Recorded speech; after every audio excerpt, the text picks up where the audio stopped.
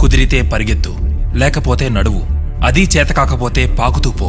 అంతేకాని ఒకే చోట అలా కదలకుండా ఉండిపోకు.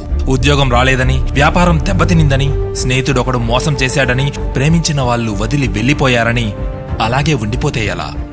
దేహానికి తప్ప దాహానికి పనికిరాని ఆ సముద్రపు కెరటాలే ఎగసి ఎగసి పడుతుంటే తలుచుకుంటే నీ తలరాత ఇంతే అన్నవాళ్లు కూడా నీ ముందు తలదించుకునేలా చేయగల సత్తా నీది.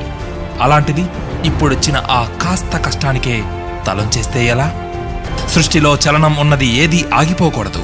పారే నది, వీచే గాలి, ఊగే చెట్టు, ఉదయించే సూర్యుడు, అనుకున్నది సాధించాలని నీలో కసి కసిగా ప్రవహిస్తుందే ఆ నెత్తురుతో సహా ఏదీ ఆగిపోవడానికి వీల్లేదు.